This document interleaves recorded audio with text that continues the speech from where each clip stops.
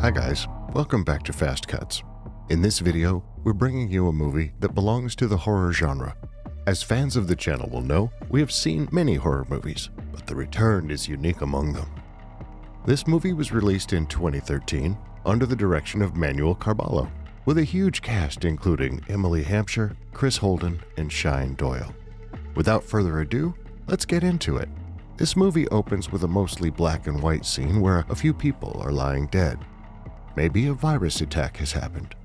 The cinematography makes it difficult for the viewer to decide whether this has happened in the past or is going to happen in the future. In the next scene, we see a boy taken on a stretcher to a hospital. His father and mother are walking beside him.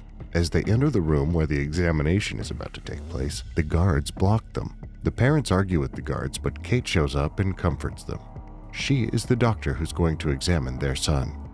That night, Kate is looking at a picture of a house on her tablet in bed. Alex comes and sits beside her. Kate tells Alex to take a look at the picture, and he says that the house looks good, but that it looks quite expensive. Alex changes the subject by hugging her. He reminds her that Amber and Jacob will be coming over for dinner. Kate's smile fades hearing this.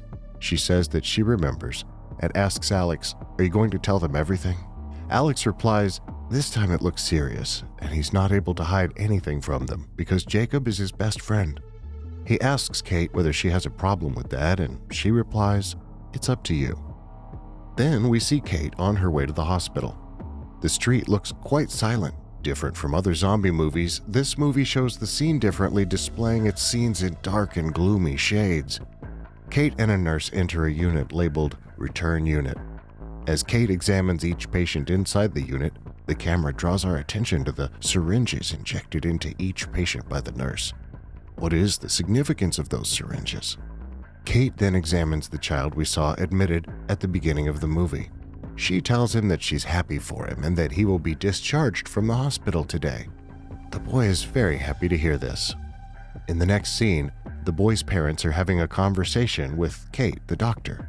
She advises them to take care when any injury happens to wound the child. They should only touch his injured area while wearing gloves. Otherwise, she says that they should treat him like any other normal child. The mother of the boy said, "How do you treat him like other children? How can you say that?" The boy's father said that he had heard that there was hardly any vaccine left to eradicate the disease. Kate argues that there's no truth to this ridiculous rumor. The return, which was written on the door, indicates that it's like a return to life. In the next scene, Alex is playing guitar and he seems to be giving a guitar lesson to a room full of students. Alex asks one of his students to come up and play in front of everyone. The student replies, "Oh, sir, I couldn't play as beautifully as you did. I'd look like one of the returned," and mimics the movements of a zombie. Alex is visibly upset and he tells the student to leave the class as the bell rings for dispersal. Alex was on his way home. While on his way, Alex saw a workman trying to clean "Death to the Returned" graffiti from an overpass. Kate is also on her way home. As she enters the elevator, a hospital administrator steps on with her and greets her fondly. He tells Kate that he heard the boy's parents had been worried, and he asks her if she told them not to worry. We can tell from Kate's face that she didn't like the way the old man talked. When Kate goes out of the lift, she sees a huge crowd outside the hospital. The security guard says to Kate that the crowd has gone completely out of their mind. After that, Kate went to the pharmacy, which was inside the hospital. Kate secretly gave a cover to the chemist. When the chemist opened the door, she found some money in it. After counting the money, the chemist took some syringes from the freezer and gave them to Kate. Kate enters the car and rides all the way back home.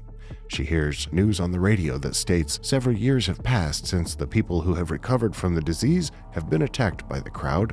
At last, Kate reached home. Alex is preparing the food for the dinner, and Kate hugs him from behind. Kate tells Alex that she has bought 4 of them. Alex tells her to keep the stuff inside the fridge. Kate opens the fridge and places the syringes there. When Jacob and Amber reached the home for dinner, Jacob was talking to someone over the phone. Jacob ends the call happily. Jacob says that Amber is going on a book tour. Alex and Kate congratulated Amber on her achievement. Kate asks Amber about the story of the book. Amber says that the book tells the story of a man who sees death as his companion. He firmly believed that even when death reaches everyone at their doorsteps, death would not do anything to him. He strongly believed that the chapter of death is not mentioned in his life. One day, the doctors found a tumor in him. With that, he feels that death has cheated him. So he becomes death himself in order to get close to death and come into direct contact with it. Every day he kills people out of pleasure, but still he dies after 4 months. This is the story that Amber's book mentions in it. Hearing this, the faces of Kate and Alex begin to change. Alex said that he invited them to say something that was similar to the story of the Amber book. Jacob asks Alex whether he had got any tumor. Alex says a few days back he was walking around the streets. That was when he saw a guitar in a store, the model he had been eyeing for a long time. So Alex went in to buy it, but there was no one inside. At that time, Alex should have gone back then, but he looked around to see if someone is watching him. That's when he saw the shop owner lying down in a room. Alex thought that it was epilepsy that affected the man. Alex ran towards him. Alex tried to shove the purse into the shop guy's mouth to avoid him biting his own tongue, but suddenly Alex got bitten. It was a small wound, but it was big enough to be noticed. Alex slowly started getting symptoms of the virus one by one. Alex called the emergency room for help, and they took him to a temporary army hospital. It was customary there to shoot people in the head, especially those who had not recovered from the treatment. He was there for days, unsure whether he would die or escape, and one day an army doctor came there. After the first dose of vaccine, the results came in and the doctor said nothing was wrong and he would be fine. The doctor said that if the result of the report was negative, he would have been killed by the army. So they shifted Alex to a regular hospital. It was there he met Kate for the first time, and it's been 6 years since he got back to health. Alex didn't mean to tell you all this, but Alex says that the vaccine is running out and he doesn't know what will happen. That's why Alex called them to tell them everything. The next day, Alex arrives at a vaccine outlet. Those who have been sick can get a few days' worth of vaccine from there if they have shown their ID cards. Alex also goes there and buys the vaccine by showing his ID card. When he gets back to his car and starts to leave, someone throws stones at his car, and it turns out to be some kids. Alex runs after them and grabs one of them, telling him, "Don't do anything to me, I'm scared of people like you." When he hears this and does not know what to do, the child escapes by that time. In the next scene, Kate is giving a speech at a meeting, and the speech is set in such a way that if we have any doubts about what is going on in the film so far, it will be cleared up. The meeting was held to raise funds for vaccine research. If the first vaccine is given within 36 hours to the affected person, we can bring him back to normal without any problems. But if he goes too late, he cannot be saved. About 10 million people died in the first wave of the virus. That's why we started searching for a vaccine that opened a way to find return protein. We get that protein from the spines of people who have died from the virus. We make the vaccine with the protein. The vaccine was the main thing that saved the lives of millions during the second wave. We have treated and cured many people who were bitten. If the right vaccine is injected, the virus won't be able to do anything inside the body. But since it can only be obtained from the bodies of dead people, the return protein is running out due to the need for daily vaccinations. So we need to make that protein in the lab, and since it's expensive work, Kate asks for financial support to do that. All of a sudden, one of the group stands up and asks Kate, "These biting people are like a time bomb. If the pre-existing protein runs out to make that protein in the lab, won't they all become sick and bite us without getting a vaccine?" Better yet, he asks, "Wouldn't the returns be locked together somewhere?" Kate and others don't like what the man said. "Shall we kill all of them?" Kate says it jokingly. "Let's make the earth a place to live only for people like you who are obese and not sick enough to kill anyone." Kate says isolation is the cure for illness, not rejection. After the meeting, Kate talks to the senior who was shown at the beginning of the movie. Kate was worried about whether the insulted guy would make an investment. The senior replied, "Surely not." In the next scene, Alex is at the fuel station filling up the fuel in his car. The return ID fell out of Alex's pocket. A guy kept staring at Alex at the fuel station when he saw his ID card. After reaching home, Alex was taking his regular vaccine. At that time, Kate was at the hospital. Kate and the nurse were talking about the patients admitted there. Suddenly, a sound is heard from outside. A number of people wearing masks come up there with guns. One of them takes out her keycard and gives it to the other. A man pointed a gun at her and asked, "Do you want to treat these damn zombies?" Kate says they are not zombies and that they are returns. The masked guy said, "Say the word return if you dare. They are zombies, do you understand?" After saying this, they are prepared to shoot Kate. One of them says, "Come, let's go." When they left, Kate and the nurses rushed to the returned unit room. They felt shocked when they reached there. The group killed all in return and spared no one.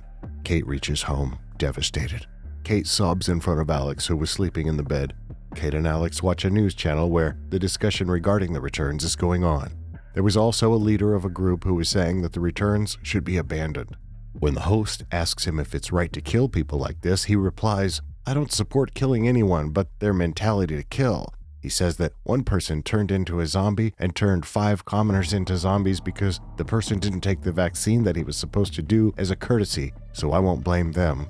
Hearing this, she got angry and dropped a bowl from her hand. The next day, she confides everything to her senior.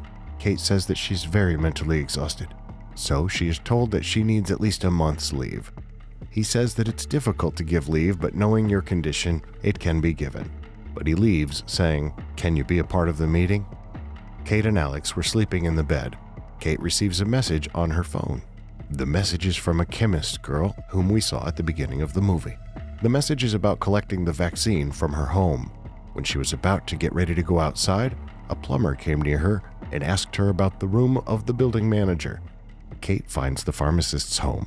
The pharmacist asks her whether anyone had seen you enter inside. Kate says, "I didn't notice." The lady says, "Be careful." The lady collects money from Kate and says, "Your visit makes me end up in a lot of trouble." Then she opens the fridge and takes out what's inside and gives it to her.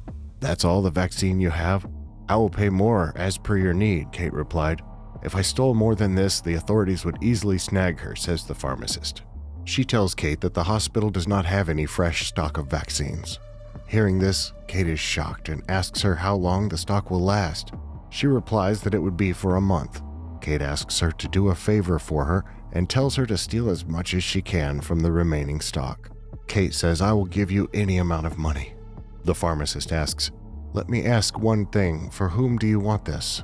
Kate says that it was for herself. When Kate got into the car, the lady of the pharmacy ran behind her. That day, inside the hospital, they had not just killed the returns, but also took away the register that contains information about all the returns registered in the hospital. So she warns Kate to stay safe.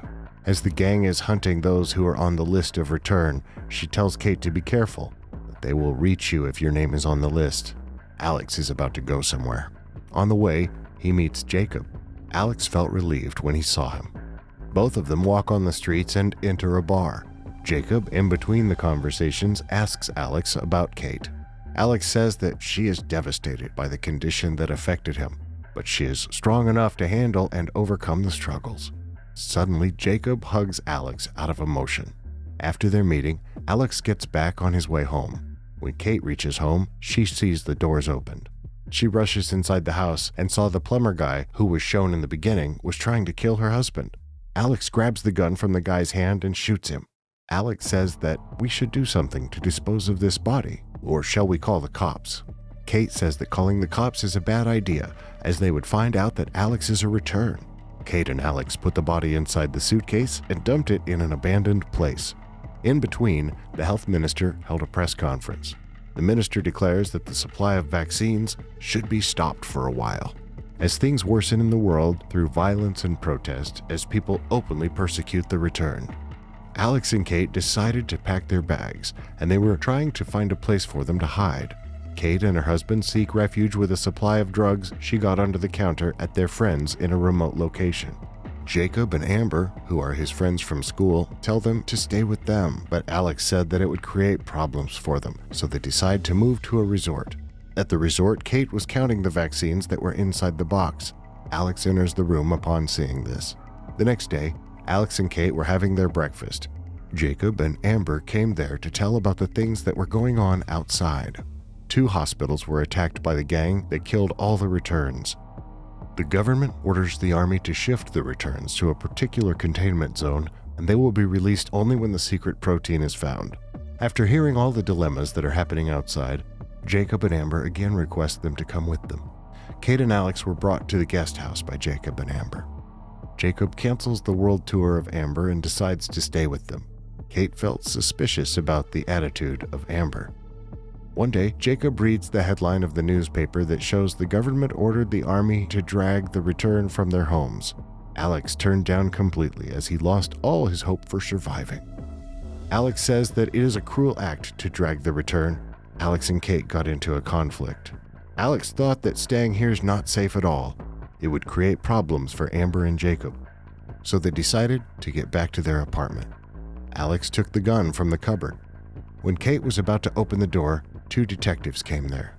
The detectives came inside the room and asked about Alex. The detectives knew that Alex was the return. They searched for him everywhere. By the time Alex hides inside the cupboard, the detectives and Kate see a piece of clothing projecting outside the cupboard.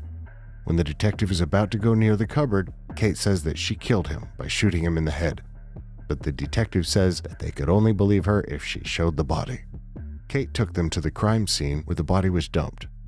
Forensic specialists came there and analyzed the body. At that time, Alex had gone out of the house. He rushes to the fuel station, but no one was there. Suddenly, Alex hears the sound and enters the room where the sound is arising. The pump owner is being bitten by his zombie's son, who was a return. Alex took his gun and killed both of them. Alex then returns to one of the flats of Jacob and asks him, "Are you okay?" Alex replied,